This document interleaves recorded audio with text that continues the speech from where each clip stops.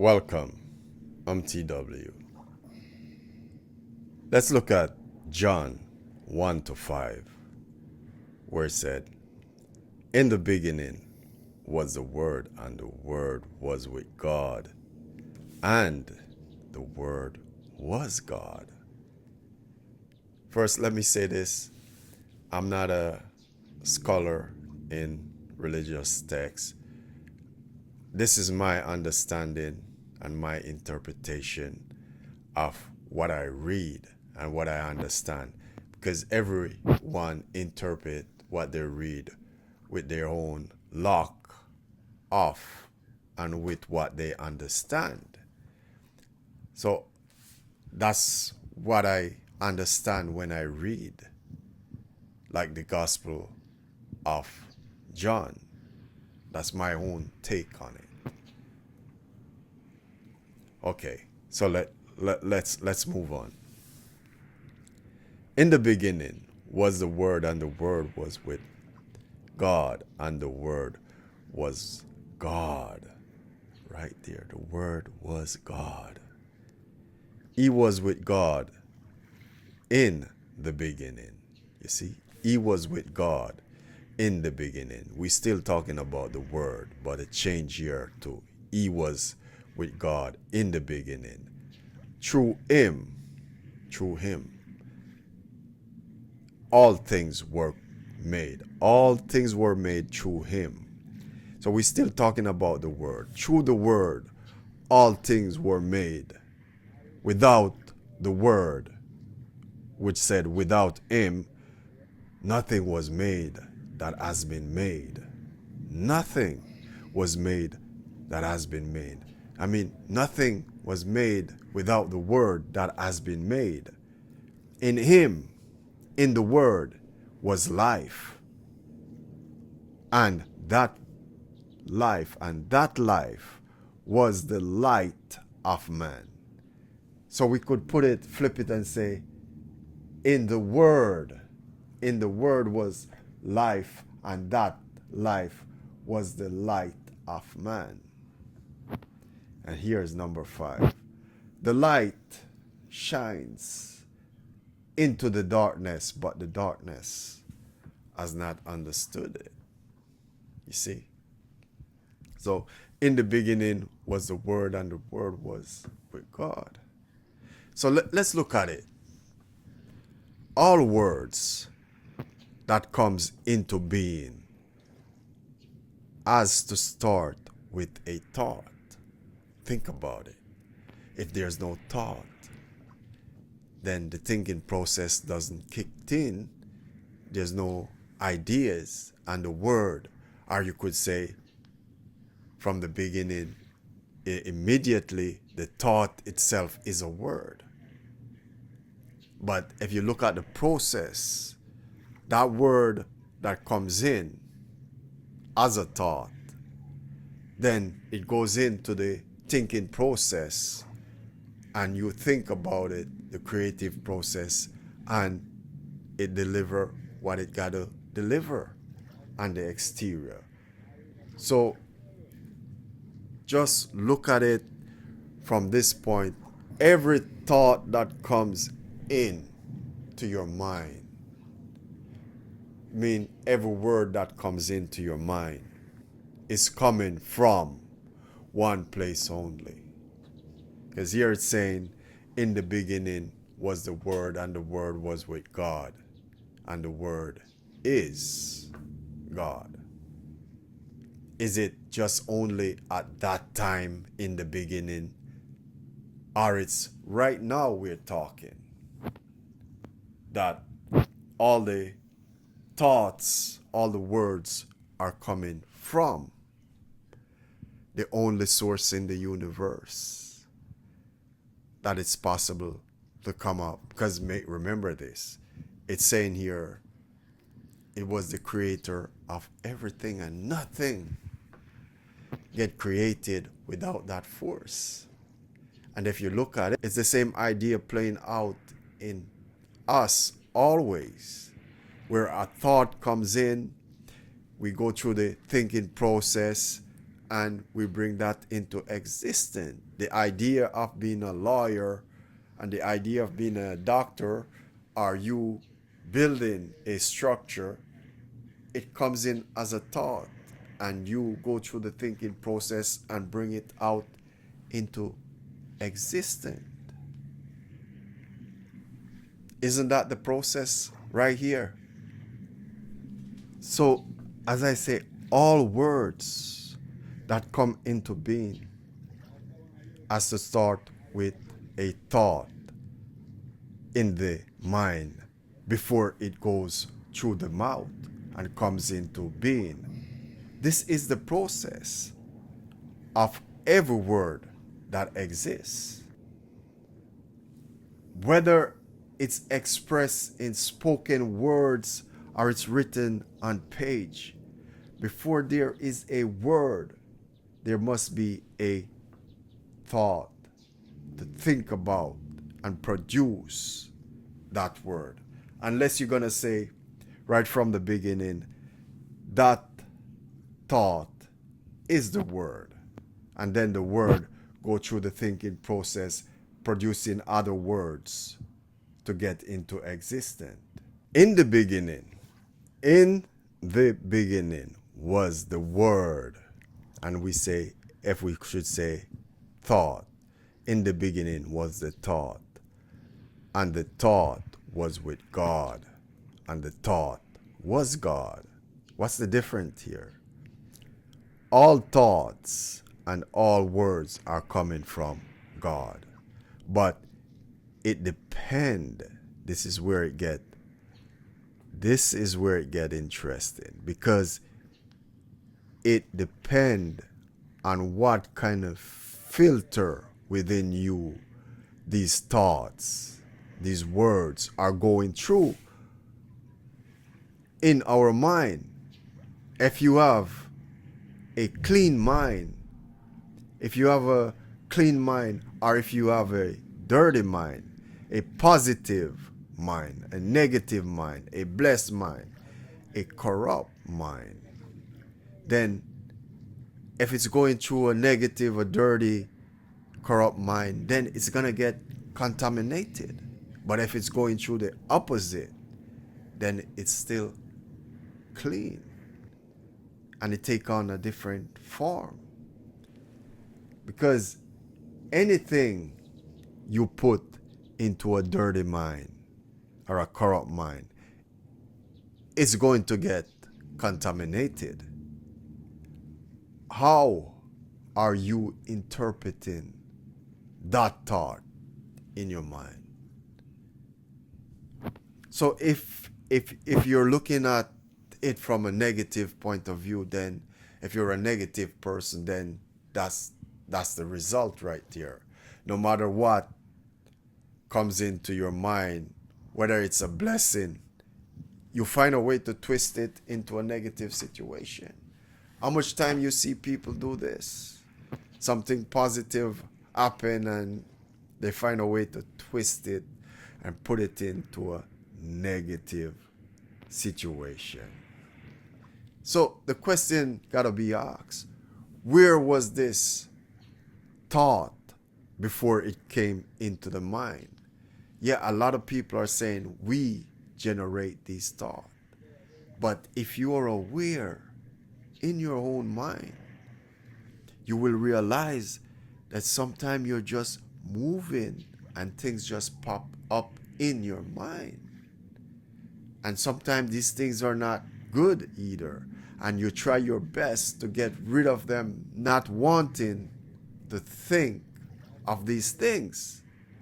You try your best to erase them, but sometimes they're difficult to get out of the mind.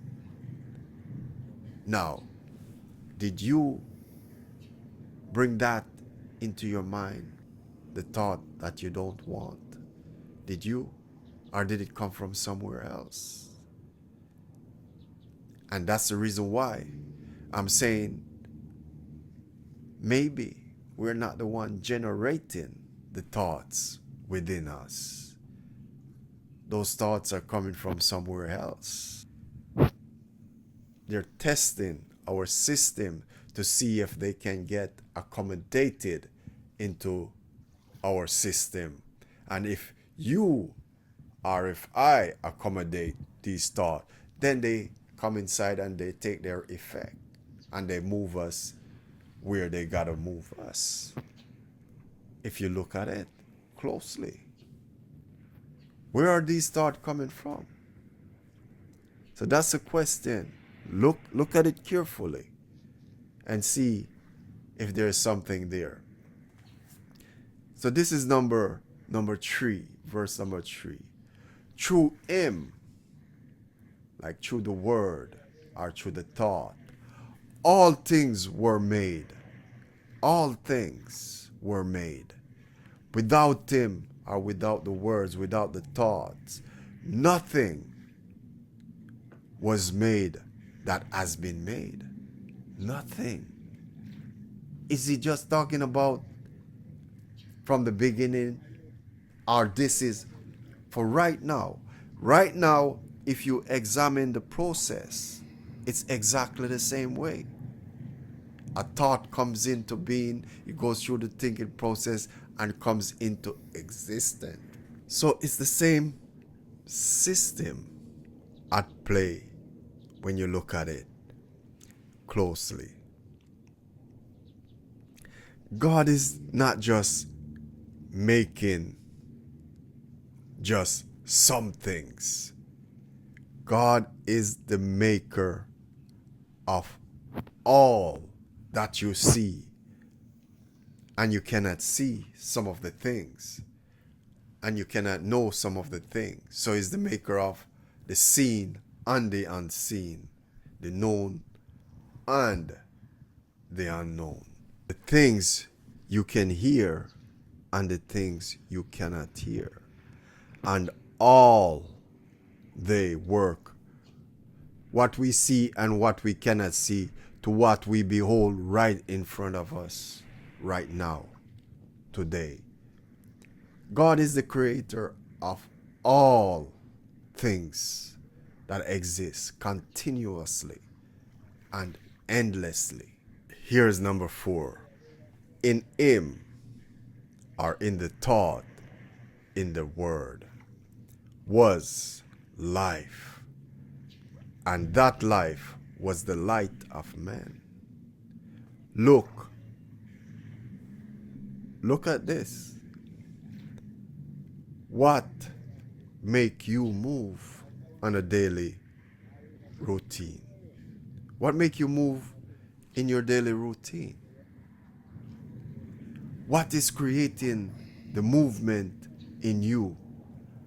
When a thought comes into the mind and you accept it, that thought, that idea move you to whatsoever that thought is, or that thought want to accomplish in the first place.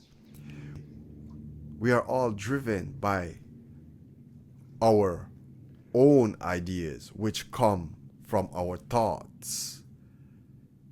It is in that movement to accomplish the task of that thought, it creates life within us.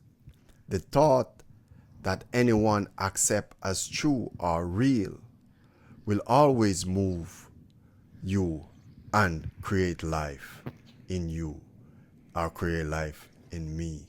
The thought that anyone accept as true or real will always move and create life in us.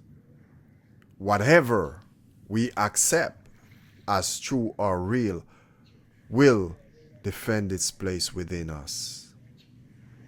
The pursuit of our ideas, which come from the thought we believe in, create what we become and we are now. Whatsoever we are now was created by a thought that comes in. So these thoughts, these words and idea is the light that guide us on the way they choose. Because the thought itself is choosing and leading the path that you should follow. And you can agree or disagree, and you can change it at any time you want to change that thought. Here's number 5. The light shine in the darkness, but the darkness has not understood. Whatever is moving you, that is your light. That is the light for you. Whatever that thought, that word, that idea that you believe in, if you do not have a full understanding of what it is, then you are still living in darkness. Whatever you do not understand is darkness for you. It's when you get the understanding of whatever it is that's moving you, then you can use that to benefit yourself. And that is the light needed to shine in your life path. Understanding bring knowledge of the ins and out of any situation. That will give you the wisdom to navigate your way through. Light is clarity in any difficult position you find yourself in. It's understanding gained from the experience of life. When you get into things you have no knowledge of, your pathway will be darkness. The unknown is darkness until you gain the know-how to use it to your advantage. Darkness is ignorance. Hatred, vengeance, and negativity, etc., is ignorance. These are symptoms of causes we must recognize to find the remedy to cure and relieve ourselves. Looking at what darkness is will give you the know-how to deal with it in one's life. Overcoming any obstacles give you the information of how to become the light you can use to direct and shine on the path of your life. Light is the knowledge you gain to eliminate the problematic situation that you find yourself in.